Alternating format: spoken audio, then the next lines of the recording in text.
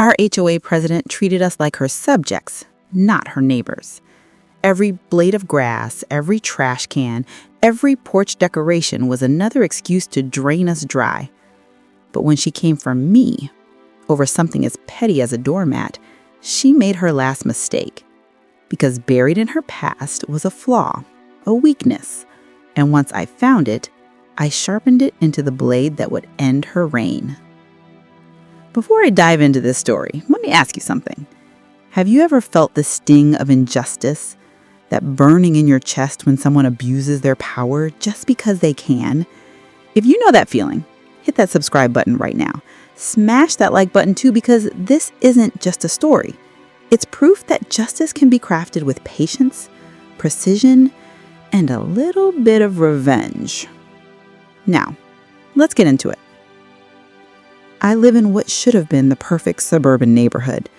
Rows of manicured lawns, kids riding bikes on cul-de-sacs, the smell of barbecues drifting on Saturday afternoons. On paper, it looked like the American dream. But behind that dream was her, our HOA president. A woman with an iron smile and eyes that scanned every porch, every driveway, like a hawk searching for prey. She fined everyone, constantly. If your trash bin was still visible 10 minutes past pickup time, $50. If your grass grew half an inch taller than regulation, $100. One neighbor, poor guy, got slapped with a fine because his Christmas lights weren't uniform enough with the rest of the street. It wasn't about order. It wasn't about pride in the neighborhood. It was about domination. And she thrived on it. I can still remember her voice during one of the first HOA meetings I ever attended. She sat at the head of the table, chin lifted, glasses perched like a judge ready to deliver sentences. Her words were sharp.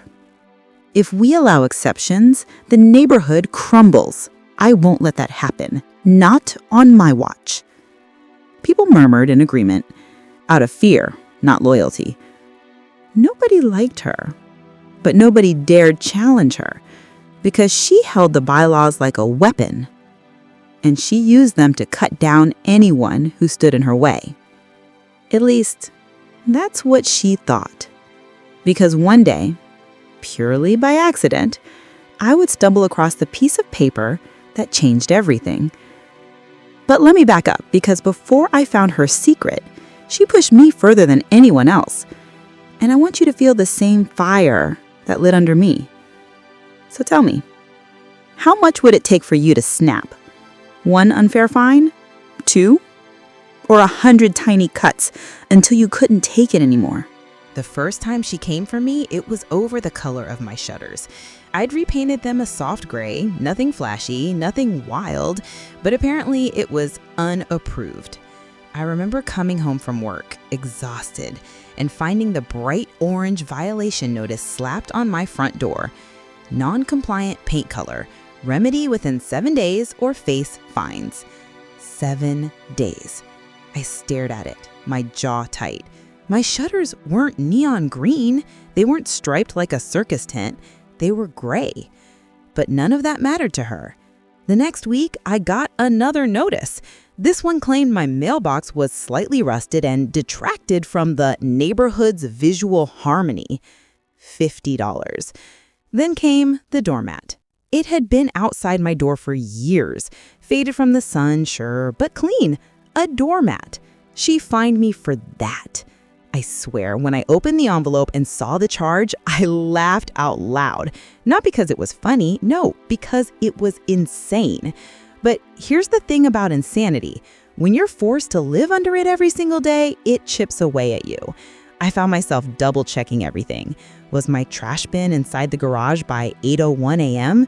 Was my grass trimmed exactly to regulation height? I'd stand in my yard at night, measuring tape in hand, like some kind of prisoner trying to appease the warden. And even when I was perfect, she found something. One afternoon, she marched right up to my door, clipboard in hand, her thin smile stretched tight. "Good evening," she said, voice dripping with faux sweetness. "I just wanted to remind you that seasonal decorations must come down within 48 hours of a holiday.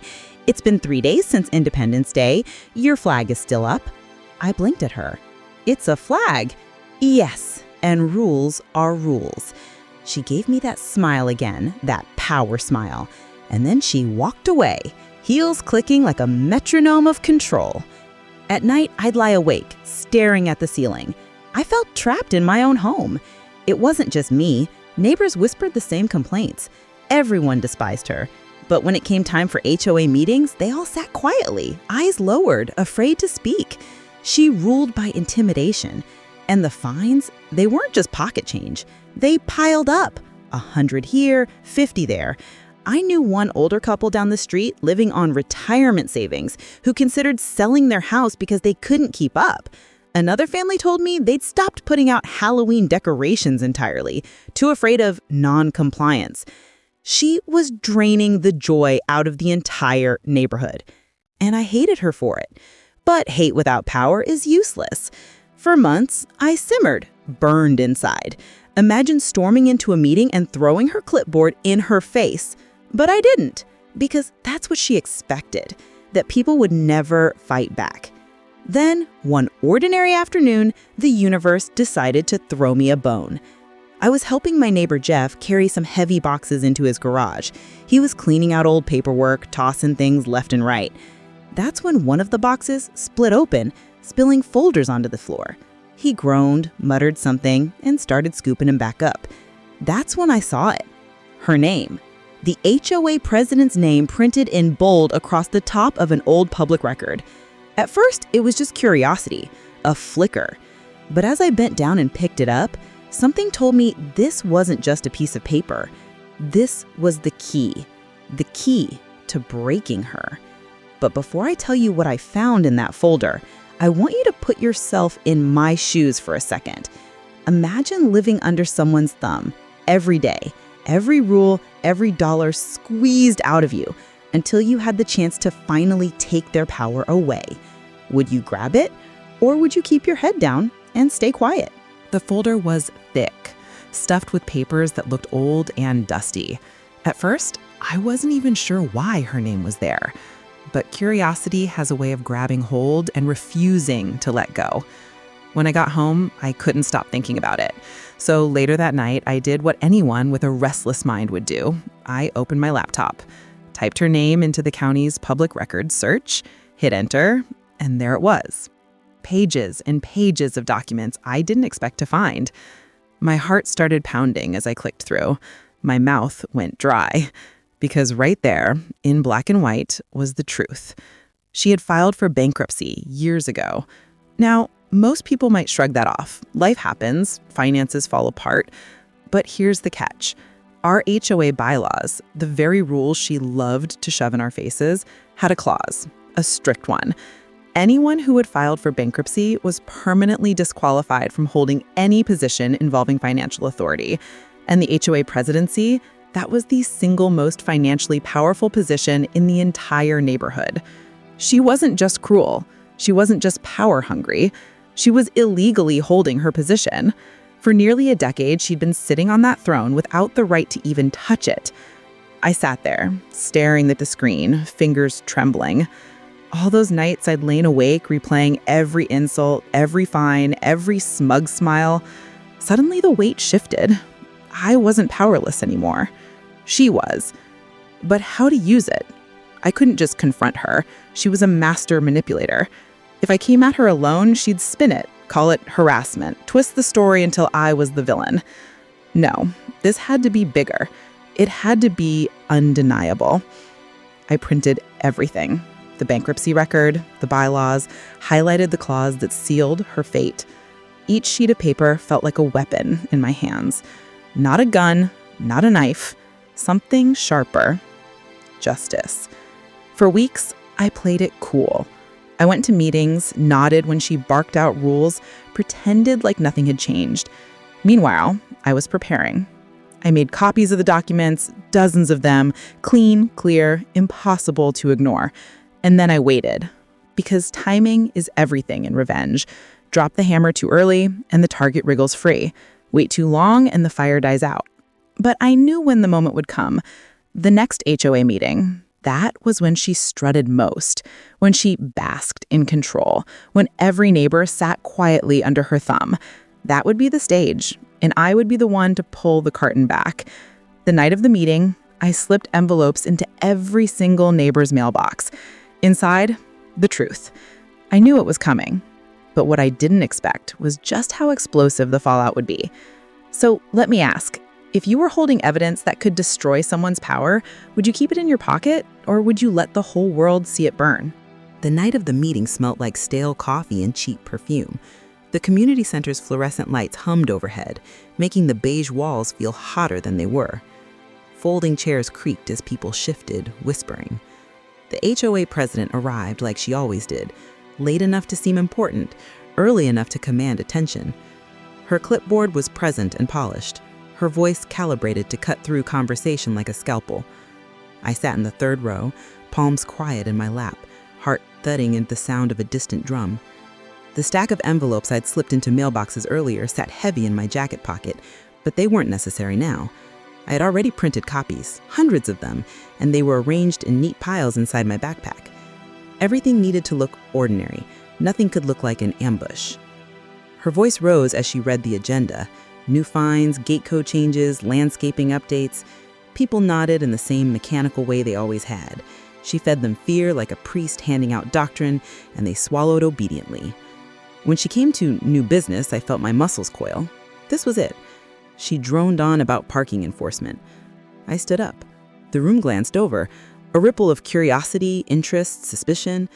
She blinked at me with that expression she used when an annoyance needed squashing. "Yes?" she asked, sweet poison on her tongue. I walked calmly to the podium. The sound of my shoes on linoleum felt loud. I placed the first stack of papers on the lectern and set my hands beside them, breathing like I'd practiced in secret for weeks. "My name is," I started, and the room leaned in. Whether out of boredom or curiosity, I didn't care. I held up a printed page. The lighting made the ink look almost theatrical. "This is a public bankruptcy filing. This name is our HOA president." For a beat, the air suspended. People's necks craned. The president's smile faltered for the first time that night, a fissure of panic that looked exactly like truth. She laughed, the kind of brittle sound someone makes when they think a lie will hold. "That's ridiculous," she said. "You're mistaken." I pulled another paper out and set it beside the first, the bylaw page highlighted in yellow like a neon arrow. "Our bylaws disqualify anyone with that filing from financial authority. You have been the president for 9 years. That's illegal." She took a breath, then a louder one, scrambling for the script she used to gaslight everyone. "This is harassment. This is slander. Who gave you those documents?" "Public records," I said, "accessible to anyone who knows how to look." Someone in the back whispered, "She can't be president?" A murmur built into a wave. I heard the older couple's gasp. I saw Jeff, the neighbor whose box had broken open, clench his jaw like a man shedding a long-time bruise. The room split into bursts of conversation, like a radio tuning from stations. She tried to seize the narrative. "These are official documents? They could be forgeries. We should verify." "Verify?" I cut in, and my voice surprised me by being steady. "They're from the county records office. Here." I handed a copy to the secretary at the table, watching her eyes flick through and go wide. The president's face, framed in the harsh light, tightened into something uglier than anger. Fear. She pounded a fist down on the table with an audible thud, an attempt to wrestle control back. "Order," she barked, reflexive, but the call for order had no teeth anymore. People were asking for details. The quiet compliance had cracked. That night, I realized how fragile her fortress of fear had been. It was all built on people's acceptance. She lunged into accusations that I was lying, that I was trying to destabilize the board, that I wanted to corrupt the community. She aimed the words like missiles, hoping someone would rescue her. But nobody did. Instead, neighbors produced copies of the packet I had mailed. Same printed records, same highlighted lines. Her authority fizzled like a candle in a draft. She tried to reach for the bylaws binder on the table, maybe to find some clause to salvage herself, and her hand shook. A neighbor I barely knew stood up and asked to speak. He read aloud the disqualification clause. Then another neighbor read the bankruptcy entry's date. The little things she used to weaponize, The bylaws, the meeting rules, the voting procedures were now the tools used against her. She sputtered. She raised her voice. She wept, a sudden theatrical sob that felt less genuine than rehearsed. "You don't understand what I did for this neighborhood," she cried. "I kept things in order. I sacrificed." "Order?" An older man snapped. "You drove people to the brink with fines. You took from people who couldn't afford it." A woman near me started to sob quietly, and her hands trembled as she clutched her husband's arm. I felt a strange and immense sympathy then, not just for myself, but for every family who had been cowed into silence by this woman's small tyrannies. The board members, those she had appointed, looked at each other, shuffling papers, eyes darting for an escape. They were as complicit as she had made them, comfortable in positions of influence, terrified of accountability. Someone called the county office right then and there. Voices on the phone confirmed the record. The HOA secretary stood up, shaking, and announced, "Under Section 5.3, given the evidence, we have to vote on removing the president." Her face went white. She frantically insisted on a delay. "We need legal counsel. We need to—" The room was done listening. A vote was taken. Hands rose, murmurs harmonized into a chorus. Not guilty of being a benevolent leader, guilty of lying about her position and abusing power. The tally was decisive.